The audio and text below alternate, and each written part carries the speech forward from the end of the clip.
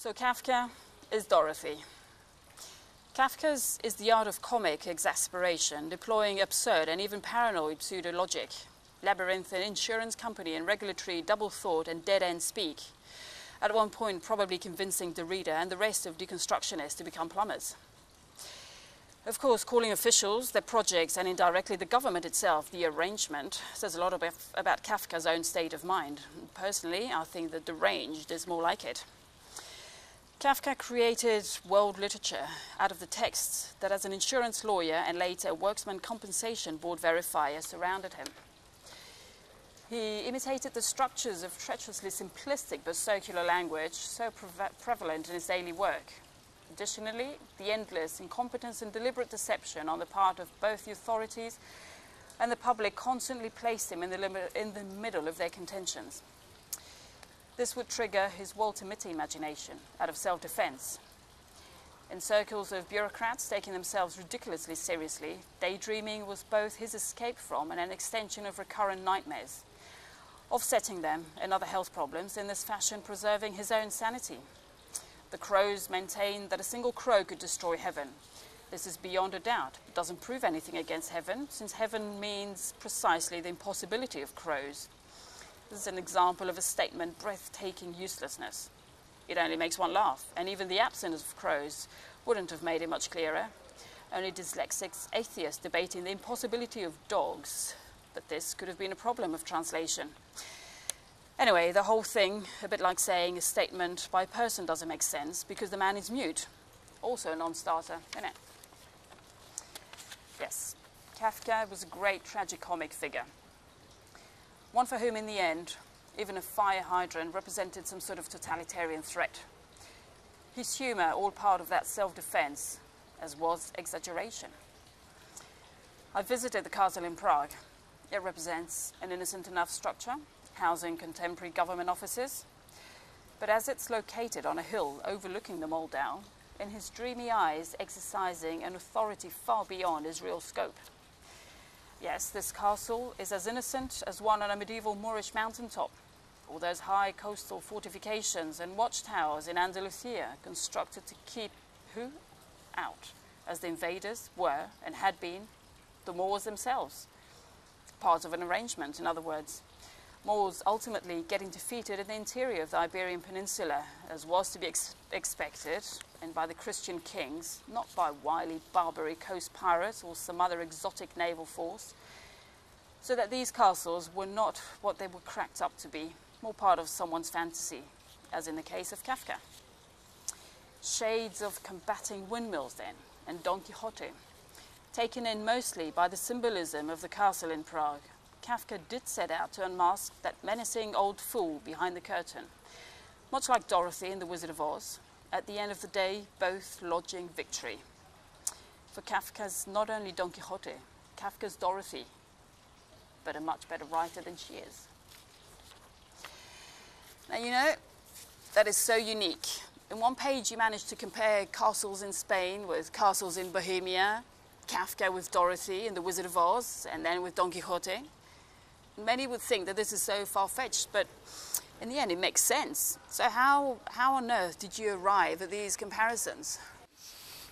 Well, here I am, basking in the sun in Andalusia, because I live here, and I love this place. My children are crazy about The Wizard of Oz. I deeply admire what Kafka has done, so, you know, it's not so difficult to put all the pieces together. What is amazing is that they fit, and in fact, they do fit. If you look long enough, and the result is that the whole thing, the works of Kafka become much more accessible by doing it, and not stay in the domain of the literary snobs of this world who have hijacked them. Yeah, and the thing is, you make it sound so simple, it actually makes me want to reread Kafka. Well, I certainly hope so. I do constantly. I'm just reading Jean Genet, for instance, you know, after 30 years. So I do very often go back. But the same happened with Waiting for Godot, another piece of work that has been hijacked, I think, by the so-called experts, and I believe deserves a better lot and a far wider audience. So I've written a critique on Waiting for Godot, making old Sam Beckett a much more lovable and accessible person than he's made out to be. Again, by using the same techniques, and it works, I'm telling you, and it's a wonderful, wonderful way to bring points to the attention of others in itself an artistic way. And you know, you have this way of cross-pollinating things that is so entertaining and, you know, wise as well. Because it gets so tiring, all this pretentious bullshit you get about certain works that have been thrown at me all these years.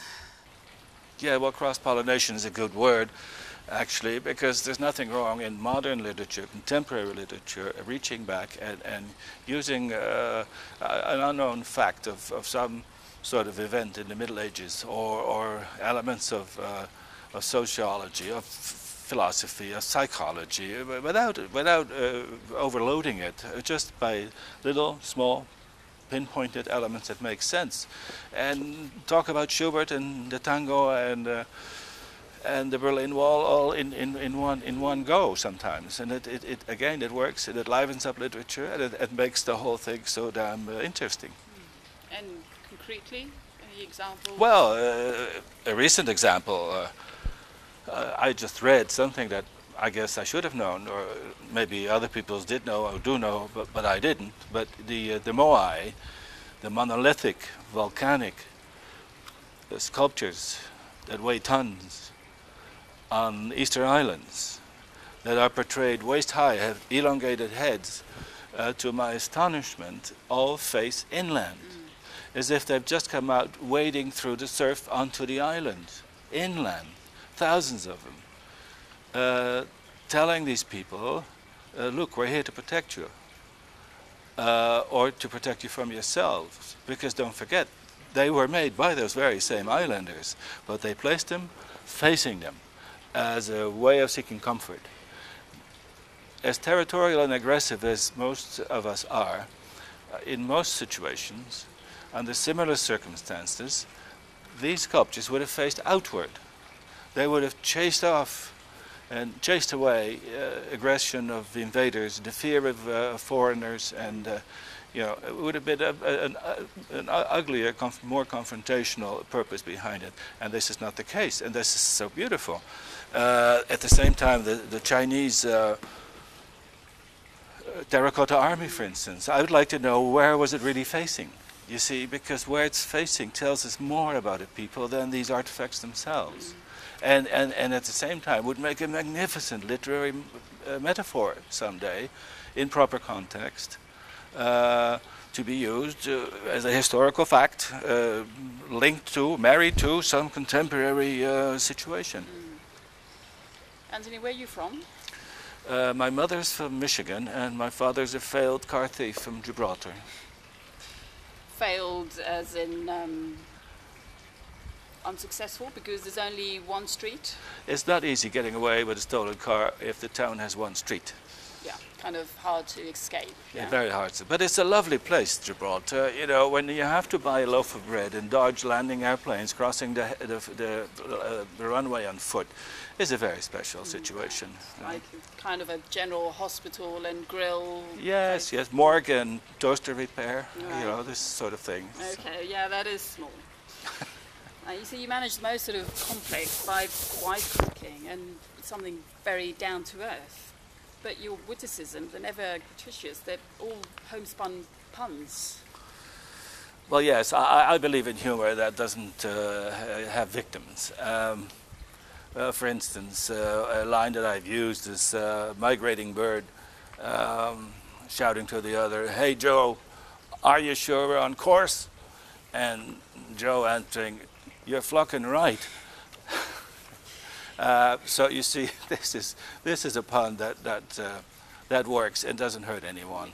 You see, that's it. Yeah, you understand so much, and in the end, exactly, you don't hurt anyone. So keep going, don't stop, don't let them get you down. No. That's very hard to get me down, but I do thank you for your wonderful hospitality and allowing me to enter your beautiful parlor here. Well, it's a pleasure. Hope to do it again soon. Thank you.